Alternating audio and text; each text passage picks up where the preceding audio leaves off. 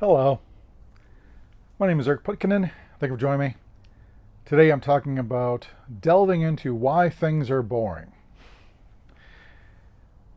Now, a lot of people find different things are boring, but I sometimes get the question about people who think they've had an awakening or enlightenment say that things have become much more boring and they wonder what's going on. And so I want to address the whole idea, the very nature of boredom, fundamentally. Because boredom is a negative attribution to what is. It is a judgment that we make. Maybe not consciously, but unconsciously, subconsciously, we've decided this is boring. Now, why is things boring? Much of boredom arises because we are living in the past.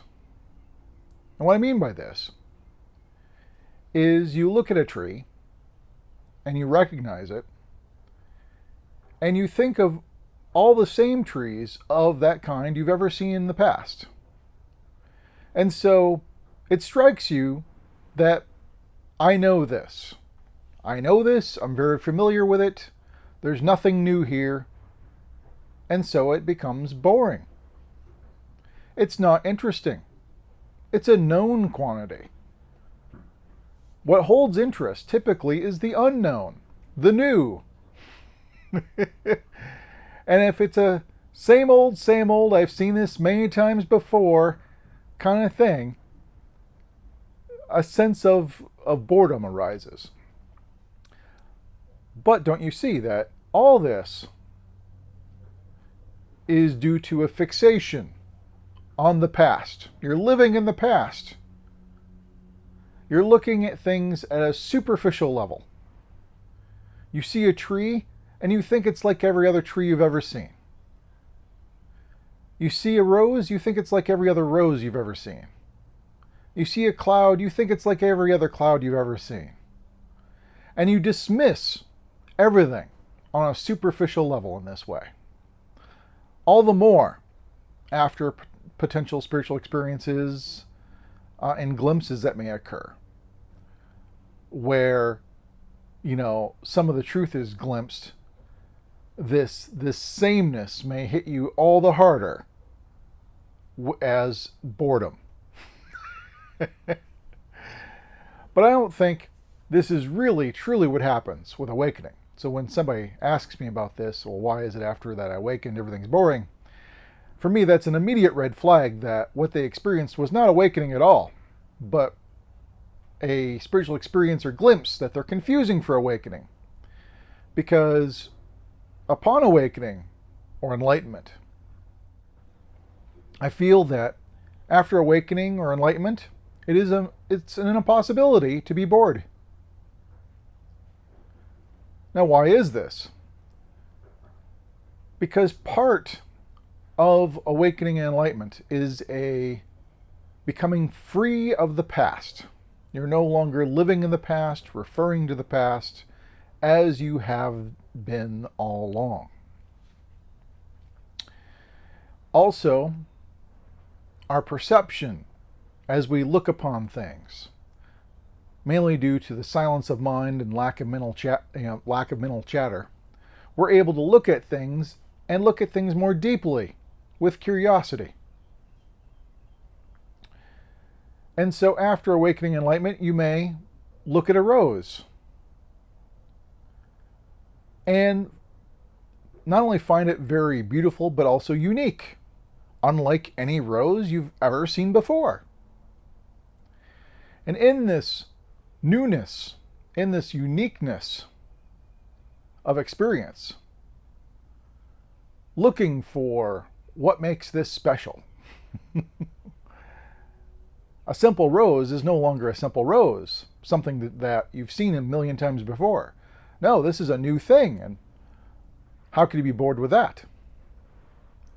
If you look at a tree, it's not a simple tree. It's a tree unlike any tree you've ever seen before. And so you delve deep into the experience after awakening enlightenment. You delve deep into perception and see beyond the superficial layer of what is remembered, the knowledge you've gained from prior experiences about whatever you're seeing. And so in that way, if a butterfly flies past you, it's not what some adults might call a bug or just another butterfly. No, the effect to one who is awake or enlightened is like when a child sees a butterfly. There is a burst of joy and awe in it being there. It is an amazing thing. It's a butterfly. Look. A similar thing may occur looking upon a rose or a tree. Look at that tree. Isn't that amazing? It is unlike any tree I've ever seen before.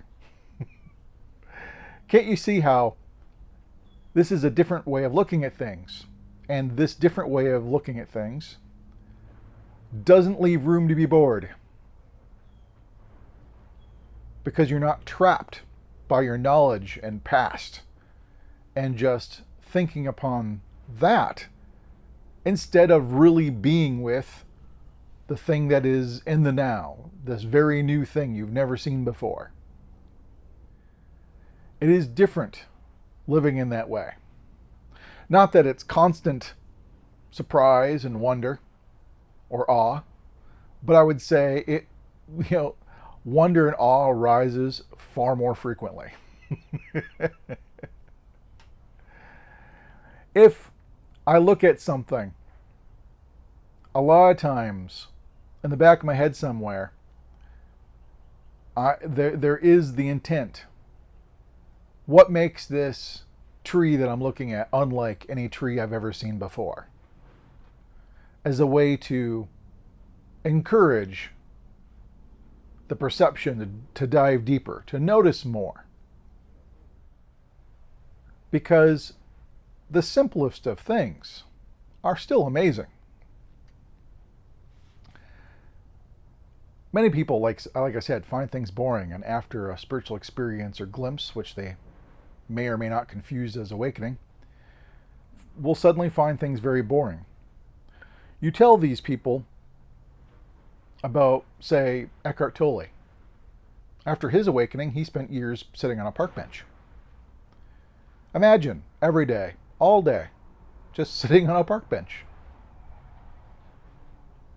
Some people would go, well, that would drive me mad. That would be incredibly boring. But it's not boring at all. It's not boring at all for the one who can see the newness, the uniqueness from moment to moment. It's about really seeing what's going on, because in a park, if you're scanning a park and looking around, there is so much going on. Far more than conscious awareness could ever keep track of. And so you're just getting snippets and pieces here and there. And so as you're looking around, suddenly you might notice a line of ants crossing a sidewalk. Next thing you know, you spot a bird, eating some seeds that somebody had thrown on a sidewalk earlier. And you're just looking around, you're noticing all these different things going on. You might see a butterfly pass. There's a cool breeze. Who knows? But it's just levels upon levels upon levels of different things that can be noticed.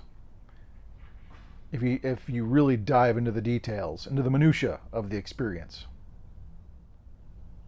As long as you're on a kind of a macroscopic, far away, superficial level, everything could appear rather uniform and same. And I think that's why the spiritual glimpse of, or experience of, oneness, the universal unity.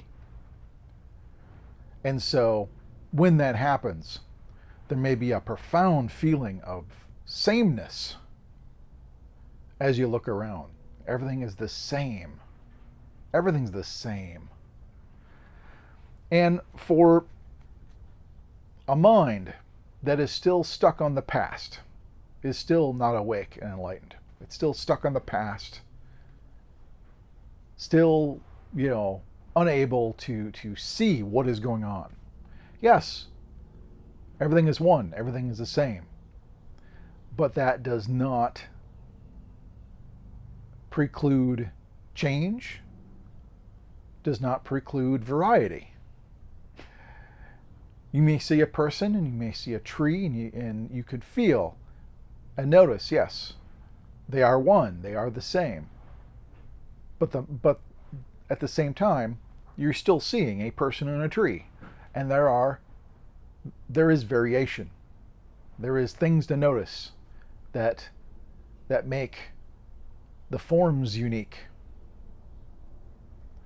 This is somewhat approaching another video I talked about where I was talking about Brahman as I was talking about gold as an analogy for Brahman, and I'm just going to sum it up briefly, but if refer to it if you need more. But basically, if everything is form, a gold ring, a gold necklace, gold plate. The forms may vary, but they're all the same. They're all pure gold.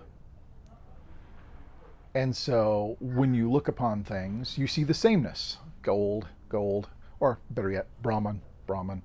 Wherever you look, it's the same. Brahman, Brahman, Brahman. It's all the same. But the forms vary. There's variation. Not that the forms are separate.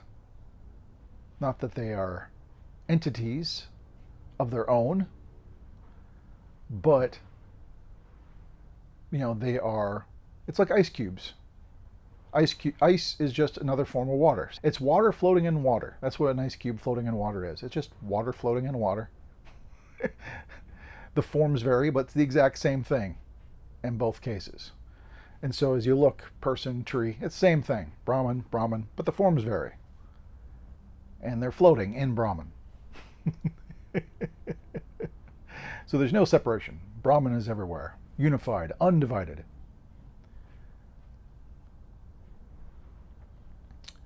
And so there is that, but at the same time, as you're looking upon the forms, what wondrous variety. Everything's unique. Everything's new. How wonderful. It's awe-inspiring. Anyways, I hope this kind of clarifies boredom and maybe how to get past it. If you have any questions, comments, please post below. But until next time, thank you much.